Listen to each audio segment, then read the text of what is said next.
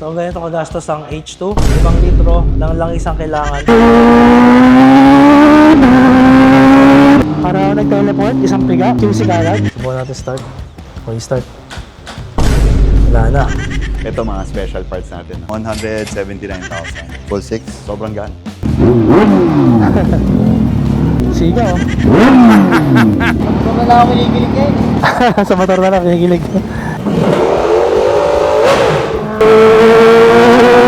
Bingulay na yung kaluluwa ko sa parang tulin. Ay mga katingin, so ito na yung mga usual na problema kapag marami tayong motor. Makita nyo naman, ito yung garahe natin, medyo loaded sa motor. Tapos unang-una, yung mga motor natin, hindi natin magamit. Hindi sa likod. Actually, pwede ko naman siyang gamitin, kaya lang, pag pumarado na yung kotse dito, talagang wala nang gagalawan. So kailangan ko magtulak ng maraming motor para lang mailabas yung tatlo sa dulo. Pero ang pinaka-problema ko pa bukod dyan is yung battery. So kung bihira mo magamit, gaya ko, kasi mga superbikes, di ba, bihira naman yung gamitin. Tsaka marami tayong kailangan i-review, marami tayong kailangan na magamit, matesting na, matest ride. So nalaman ko, ang battery pala, kapag matagal na siyang low bat, pwede siyang masira. Kaya kailangan natin ng charger. And syempre, alam naman natin yung battery, mahal yan. Kaya dapat hindi natin hayaan na masira, di ba? So sample na lang. Itong H2 natin, siguro sa isang taon, 2 beses lang natin nagamit to. Wala pang 10 beses sa isang taon. Subukan natin start. Aba! May power pa. Subukan natin siya. Start. Okay, start. Wala na. Huwag natin pilitin kasi mag-check engine yan. Ito naman, dito naman tayo sa R1. Subukan natin kung i-start to. Ito, wala na talagang power. Naka-lithium battery pa naman to, nasira na rin dahil sa tagal na hindi nagamit. Kasi huling nagamit ko to, pina-change oil pa natin to. Itong Fireblade naman, nagamit natin to last 2 months ago yata. So naka-lithium battery, subukan natin kung i-start. Ayun, start. Wait,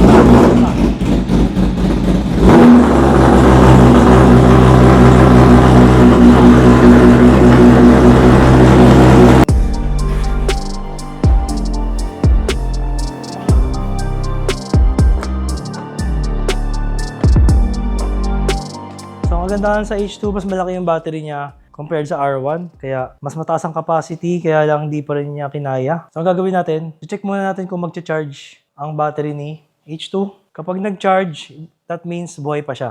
Ang gamit nating charger is battery tender na charger. Naka-lead acid tayo and biblink. So dapat to maging green kapag successful ang ating battery pag buhay pa siya. Try natin. Unahin natin lagi yung positive. Think positive. Nagana pa siya. Ayun! Nag-steady yung light, so meaning buhay pa ang ating battery. And it's a good thing na maka-andar pa siya. So ngayon naman gagawin natin dito is kailangan natin lagyan ng quick connector. So ang kagandahan kay battery tender, sa online napakaraming mabibilan ng quick connector. Pagaya lang nilagay natin kay R1, lalagyan din natin ng quick connector si H2. At ito pala, meron pa ako isang quick connector dito. Ito na ilalagay natin para kay H2. Maganda dito, meron siyang indicator kung ilan pa yung level ng charging. Para siyang stoplight, may green, yellow, and red. So, gawin natin, connect muna natin siya before tayo mag-charge. So, mangyayari advantage nito is, hindi natin kailangan i-access yung battery tuwing mag-charge tayo. Tatanggalin na lang natin dito, and pwede natin ma-access yung battery. Or, pwede natin siyang ilagay sa ilalim, kagaya sa R1, tapos dudukutin na lang natin siya. But in this case, parang walang lusutan. Masikip. Aanin natin dito sa ilalim.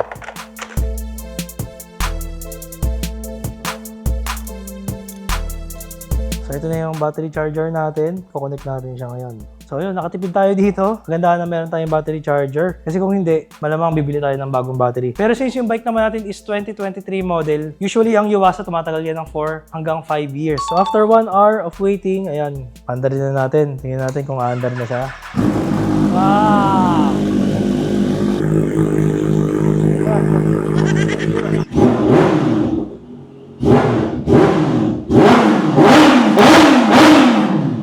So next naman mga katingin, papa-change oil na natin to pero hugasan muna natin. Tapos pa-change oil natin kay JYP Racing. Let's go!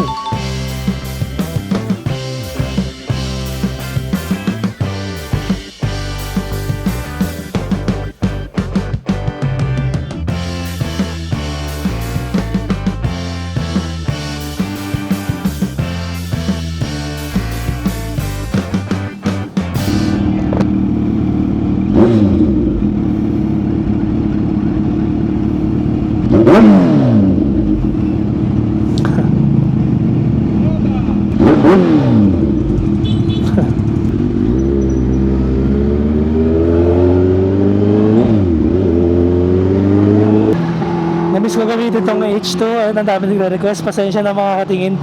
At ngayon ko lang ulit siya nagamit kasi nga kailangan niya na mag-change oil. So ganun po kagastos ang pagkaroon ng big bike.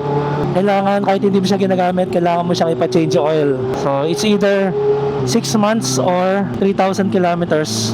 Lalo yung mga super bike, mas frequent kailangan ng change oil kumpara mo sa mga regular na big bike. So pag sinabing super bike, ito yung mga high powered bikes or sport bikes. Siyempre para maalagaan yung makina kasi kapag ang langis ay nagkaroon ng oxidation, pag tumatagal ng langis sa makina, humihina yung kanyang properties para maprotektahan yung makina, yung internals. Siyempre alam naman natin kung gaano kamahal ang mga laman loob ng mga super bikes, mga high performance na big bike, kaya kailangan nating alagaan sa langis, sa change oil. So ngayon, good luck, hindi tayo nakapag-expressway. Good luck sa ating biyahe. Yung brake master niya, non-adjustable yata ito. Ay, hindi, adjustable pala, masyado malayo eh.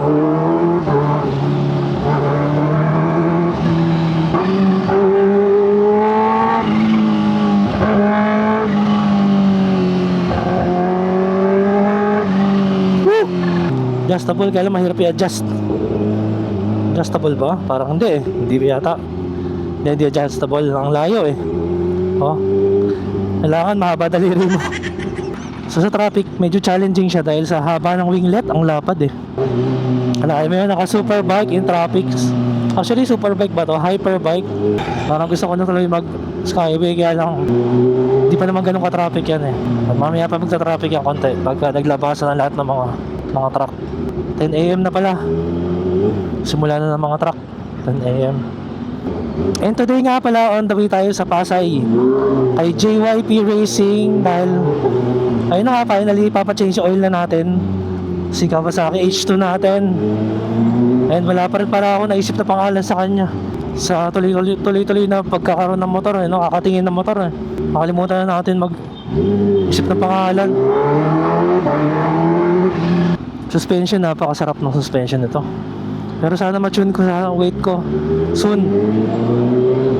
So tama hinala ko, hindi pa naman ganun ka-traffic ngayon kumpara sa kung babiyahe ka na mga siguro 11 or mga 1 or siguro rush hour, mga anong oras ba yung traffic? Mga 7. Komba daw eh.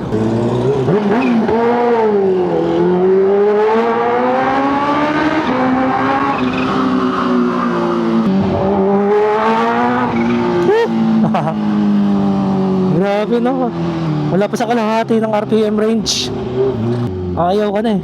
Totoo talaga, 230 plus horsepower. Nag-iisipan nga natin, ino-offeran tayo ng remap ni Overdrive Moto. Hindi ko alam kung masubukan ba natin siyang pa-remap. Tingin nyo mga katingin, pa-remap ba natin for more power? Kaya lang, nakakatakot na eh. Stock map nga, para may iwan na yung kaluluwa ko eh, di ba? Masarap lang kasi mag-bragging rights, no? Meron kang H2 na naka-remap, isa sa pinaka powerful na H2 sa Pilipinas. So pag-iisipan natin yan, try natin siya bingit ng naka-winglet. Susubukan natin, no? Hindi ko alam kung kakasya eh. Kasya ba? Ano kasya, di ba? Kita mo naman yung winglet eh. Yun, no? Kailangan lang tansyahan mo, sanayan lang.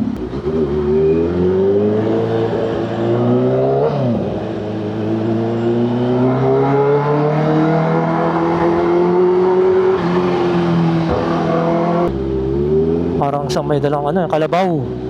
Matulin na kalabaw. Wow, siga, may anak, wala pang helmet oh. Napaka-astig. Huwag niyong gagayahin. Siyempre gamit natin ang pinakabago natin helmet, ang Aero Matrix. Napaka-pogi kasi naka Battleship Gray colorway. Hindi naman ako mapagod kahit traffic. Hindi naman kasi siya sobrang subsob. Yun ang kasarapan sa kanya. Kaya ito, kaya ko ilong ride talaga to. Kasi semi lang naman ang kanyang subsob, ang pagiging aggressive niya. Hindi masyado. Kung sanay ka sa mga aggressive riding position ng mga super bike, sa mga sport bike dito, mapipiling relax ka na. Pero syempre kung first time mo sa sport bike, medyo maninibago ka pa rin. Subsob pa rin syempre. Kumpara mo sa mga naked and sport touring. Today nga pala is Tuesday, 10:23 AM. So malilit lang tayo ng konti. 10:30 ang ating appointment kay JYP. Basta may singit-singit pa, nakala mo scooter ang dala, no? Tignan mo yung haba ng winglet. Sakto dun sa malaking butas na yan. Ang landmark ni JYP Racing ay ang World Trade Center. Halos tapat siya. Pero siya sa pinakakanto siya ng Ross Boulevard. So ito, World Trade Center na tayo. Yan, kung ikaw yung lalagpas, may U-turn slot dito.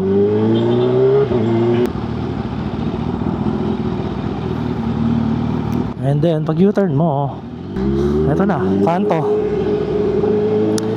May makikita akong floor center. Ay, di pala. Tile depot pala, tile depot. Kalaban pala yun. May makikita kang tile depot sa kanto. At ito na. At mabuhangin, kaya kailangan magraba, mag-iingat.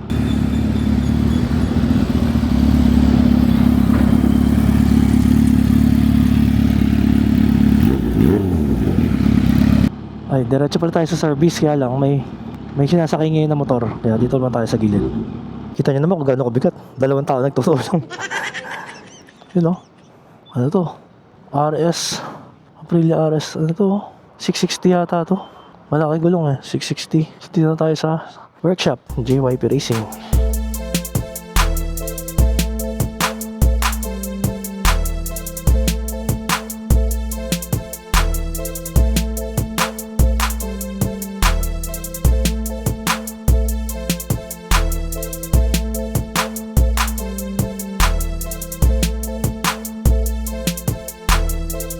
So, ang ganito kagastos ang H2. Kita nyo naman, 5 litro ng langis ang kailangan. Pero yung exact capacity na oil niya is only 4.4 liters. Pero syempre, kailangan mong bumili ng 5 kasi wala naman tingi. So, ito yung ginamit natin, Nils na Racing Full Synthetic. So, ito tumatagal naman to kahit mga 5,000 kilometers daw according to JYP Racing. And mga 1 year siguro, pwede naman siya pag hindi mo ginagamit yung motor mo. Kasi alam naman natin na mga big bike, mga super bike, bira naman gamitin yan. So kung i-storage mo lang siya sa bahay, sa garahe, siguro every year, once a year, pwede ka na mag-change oil ulit. Kahit hindi ka pa umabot sa target mo na mileage. Pang racing to, so ibig sabihin protected tayo on high RPM. Pero syempre, pwede rin naman siya pang touring. Pero soon magkakaroon na rin sila ng pang touring na oil.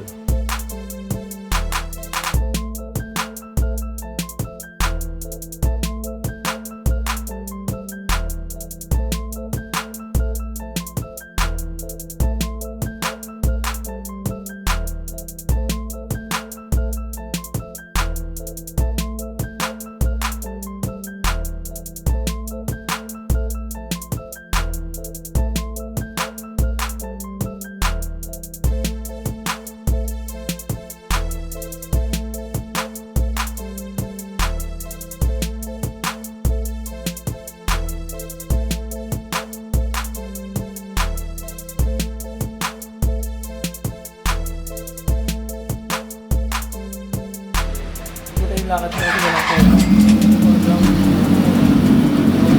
Yung pina-start yung mag-yelo.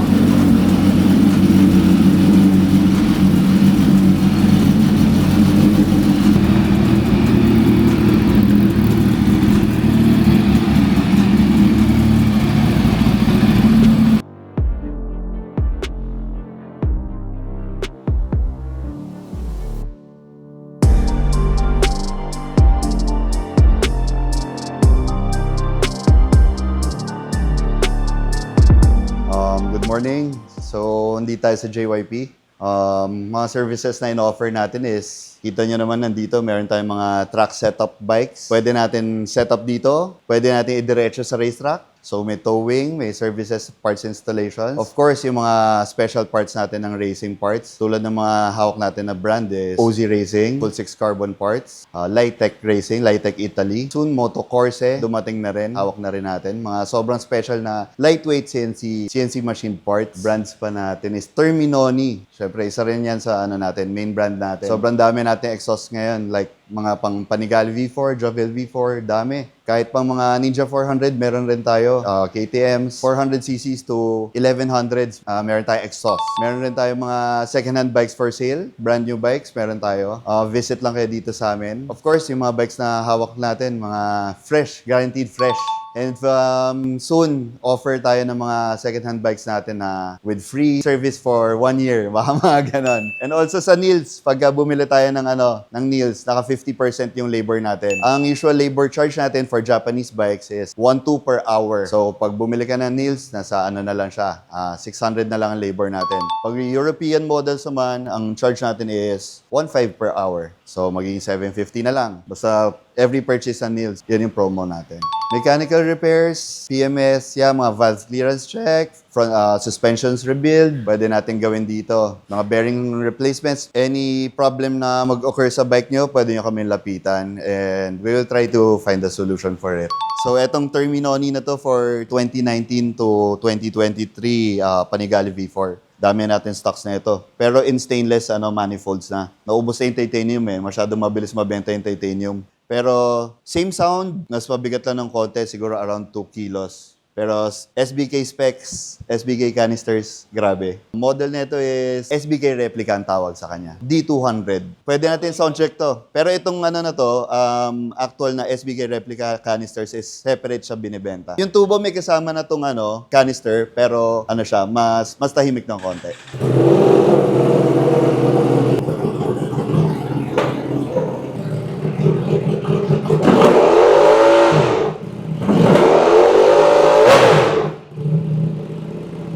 Sarap sa tenga. Wala pa sa kalahati yun Wala pa. Ito mga special parts natin. Sobrang gaan ang tank. And pang 2023 na Panigale or Street Fighter, full 6. Ito last time nagkabit kami 2 weeks ago sa Street Fighter. Ang nawalang weight is 4 to 6 kilos. Ito nag-range siya ng 179,000. Yung tank naman 198,000. Sobrang gaan. Sige, go. Pinky finger po.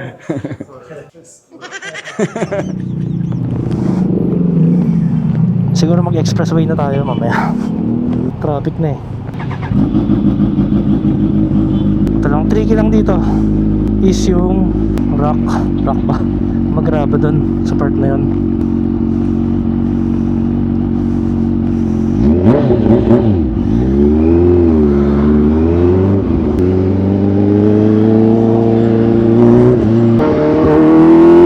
Ganda ng hatak. Parang sarap na sarap yung makina. Sobrang ganda na kasi ng oil. So ito palang Niels oil ay made in Italy. Eh syempre alam niyo naman pagka produkto ng mga Italian, di ba? Talagang yan, delicioso. So babalitaan ko kayo kung kamusta itong Niels oil after a few kilometers. Pero so far, ang ganda ng performance. Ramdam ko na smooth yung makina niya ngayon. Smooth yung hatak. Mas maganda siya mag-RPM. Baga, goods na goods siya ngayon.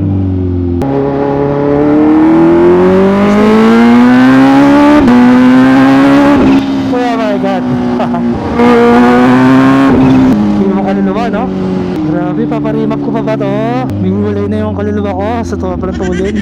Gusto ko yung bagong helmet natin ngayon, yung Aero Matrix. Ganda ng kanyang Battleship Gray. So soon gagawin natin ng ownership review itong H2 Carbon. But so far, I'm loving it. Hi, thank you. Wala ako kinikilig Sa motor na lang kinikilig. Sige, thank you. Sa motor na lang daw siya kinikilig. Sabi ni Kuya, shoutout kay Kuya na naka-nutshell. Hindi ko sana sticker kaya lang may pagkabot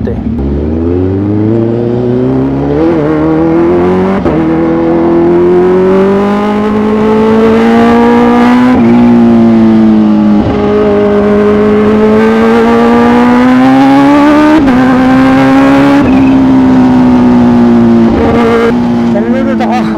Parang isa-iksi na kalsada, no? Sa H2. Galing kasya. Siga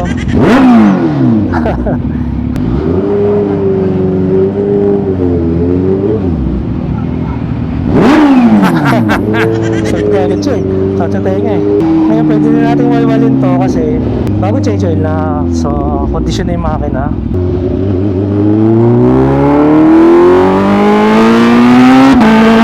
Wow!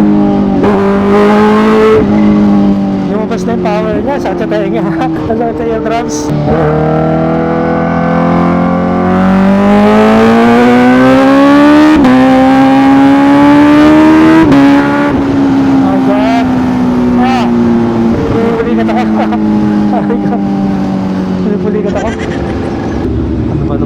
minsan na makapag-motor eh, no?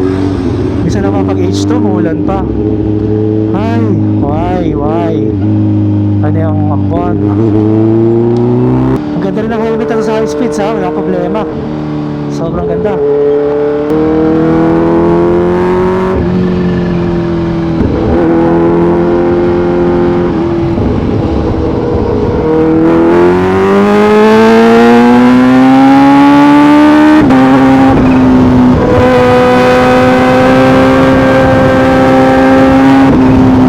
Nalibig truck ng Set Body Supply, shoutout.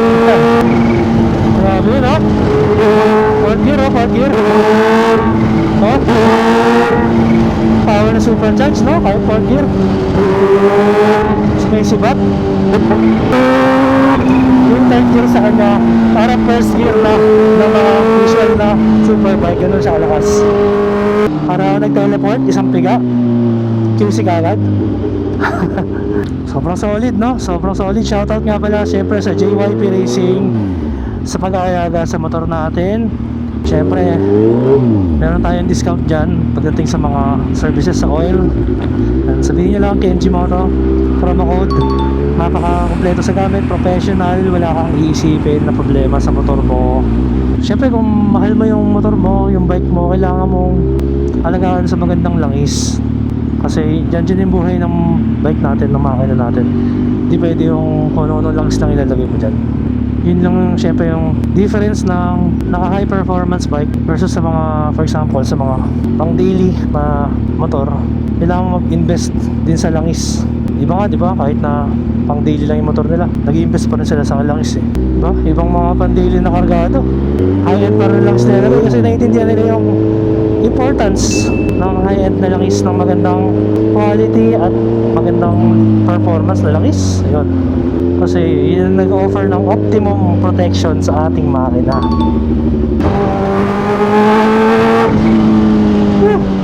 So paano pa ibang ating uploads dito sa H2, and saan nyo nagamitin na natin siya in a regular basis. Yeah, thank you mga katingin.